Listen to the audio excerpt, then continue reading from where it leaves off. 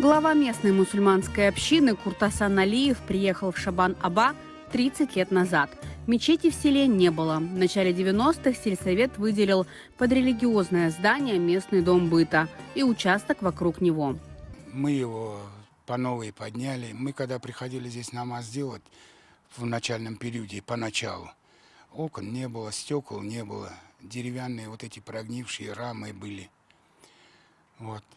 Мы потихоньку поставили окна, восстановили эти рамы, намаз сделали на картоне. Картон постелили по всему, по всей площади мечети. Местные мусульмане помощи ни от кого не ждали, все делали сами и за свои деньги. В прошлом году в здании провели отопление, отремонтировали пару комнат. В одной из них сейчас проходят уроки чтения Корана.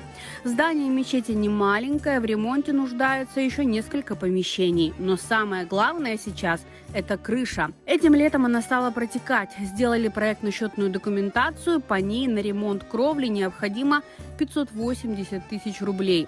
Чуть больше 100 тысяч верующие собрать уже смогли. Мы не говорим, чтобы нам полностью пришли и кто-то сделал. Мы сами тоже, джемат соберется, будем работать, будем делать. Мы смету составили с таким расчетом, что вот какие-то мелкие вот эти дела, мы их в смету не включали. Потому что знаю, что это все мы можем сделать сами. В Шабан-Аба проживают около 2000 человек. И если 30 лет назад крымско-татарских семей тут было около 60, то сейчас вдвое больше.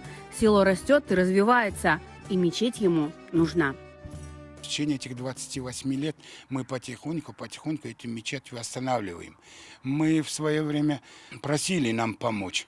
Различные организации, муфтият и спонсоров просили. Но всегда ответ был такой, мол, есть такие села, где население больше, чем ваше. Они более нуждаются в этом, чем вы. Поэтому основном большой помощи мы ни от кого в течение этих 28 лет не видели. Все, что вот здесь сделано, это сделано руками и силами наших односельчан.